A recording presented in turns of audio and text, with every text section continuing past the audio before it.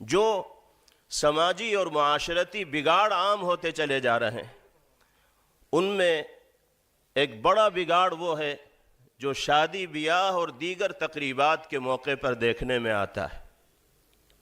نکاح اور شادی، جس کو شریعت میں آسان سے آسان تر بنانے کی تلقین و تاکید کی گئی ہے، رسوم و رواج اور خرافات و فضولیات کے جال میں جکڑ کر اس کو اتنا مشکل بنا دیا گیا ہے کہ موجودہ زمانے میں متوسط طبقے کا ہمارا بھائی جب اپنی بیٹی یا بچیوں کے نکاح کے بارے میں سوچ بھی لیتا ہے تو اس کی راتوں کی نیندیں اڑ جاتی ہیں، دن کا سکون غارت ہو جاتا ہے۔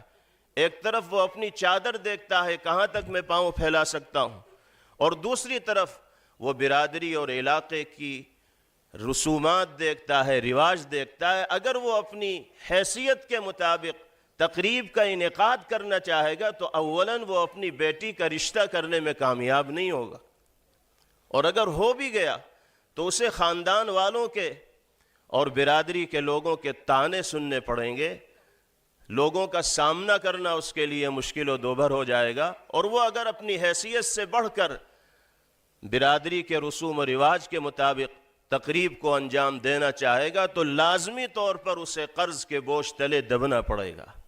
کتنے لوگ ایسے ہیں جو مجبور ہو کر اس طرح کے مواقع پر سودی قرض لے لیتے ہیں اور پھر سالوں گزر جاتے ہیں، اس عذاب سے ان کا پیچھا نہیں چھٹ پاتا۔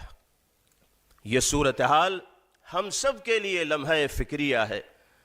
جمعیت علماء سے وابستگی کی برکت سے جہاں مختلف میدانوں میں متحرک و سرگرم ہو کر ہمیں اپنی ذمہ داریوں کو ادا کرنا ہے، وہیں اصلاح معاشرہ کے عنوان پر پروگراموں کا انعقاد کر کے اس سلسلے میں بھی لوگوں کو متوجہ اور بیدار کرنا ہے کہ وہ شریعت کے منشا کے مطابق نکاح کو آسان سے آسان تر بنانے کی کوشش کریں، اور جو غیر ضروری خرچے اسراف کی شکل میں شادی بیاہ اور تقریبات کے موقع پر ہو رہے ہیں ان سے اپنے سماج و معاشرے کو بچایا جائے، اور جو روپیہ پیسہ ان کاموں میں صرف ہو رہا ہے اس کو صحیح مصرف میں استعمال کرنے کی کوشش کی جائے۔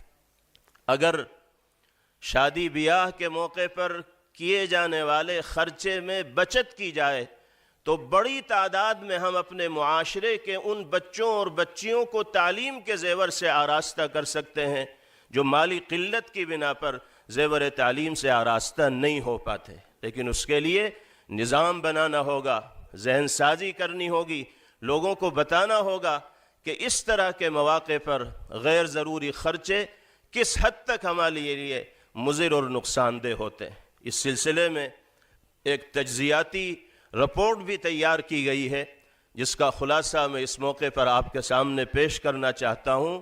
ہندوستان میں ہر سال 1 کروڑ شادیاں ہوتی، اس تناسب سے مسلمانوں میں بھی تقریباً 15 لاکھ شادیاں ہوں گی آبادی کے تناسب سے۔ سروے کے مطابق ہندوستان تعلیم کے بالمقابل شادیوں پر تقریباً دوگنا خرچ کرتے ہیں ہندوستان کے لوگ۔ اب جب مسلمانوں کی آبادی کے تناسب کا ہم اندازہ لگاتے ہیں تو مسلمانوں میں ایک طبقہ وہ ہے جو کم آمدنی والا ہے، دوسرا طبقہ متوسط آمدنی والا ہے، تیسرا طبقہ اعلیٰ آمدنی والا ہے۔ کم آمدنی والا طبقہ 33% ہے، متوسط طبقہ 57% ہے، اعلیٰ آمدنی والا طبقہ 10% ہے۔ کم آمدنی والا جو طبقہ ہے اس کے یہاں شادیوں پر اوسطاً 5 لاکھ روپے خرچ ہوتے ہیں، متوسط طبقے والے کے یہاں اوسطاً 10 لاکھ خرچ ہوتے ہیں، اور جو اعلیٰ آمدنی والے ہیں ان کے یہاں اوسطاً 40 لاکھ خرچ ہوتے ہیں۔ اس اعتبار سے سالانہ خرچہ تقریباً 1,70,000 کروڑ روپے ہے جو صرف شادیوں کے اوپر خرچ ہو رہا ہے۔ ایک طرف اس خرچے کو آپ ذہن میں رکھیے، دوسری طرف مسلم سماج کی جو معاشی صورتحال ہے وہ بھی ہماری نگاہ میں ہونی چاہیے۔ تجزیے سے یہ معلوم ہوتا ہے کہ بھارت میں تمام بڑے مذہبی گروہوں میں مسلمانوں کے اثاثے اور کھپت کی سطح سب سے کم ہے، یہاں تک کہ اعلیٰ ذات کے مسلمان بھی ہندو OBC سے زیادہ غریب ہیں، مسلمانوں کا اوسط ماہانہ فی کس خرچ 2170 روپے ہے صرف۔ سروے سے یہ بھی پتہ چلتا ہے کہ غیر پسماندہ مسلمانوں کی مستقل ملازمتوں میں حصہ داری دیگر مذہبی گروہوں کے مقابلے میں کم ہے۔ یہ فرق سرکاری ملازمتوں میں اور بھی نمایاں ہے۔ اس کی ایک بڑی وجہ مسلمانوں میں اعلیٰ تعلیمی لیاقت کی کمی ہے۔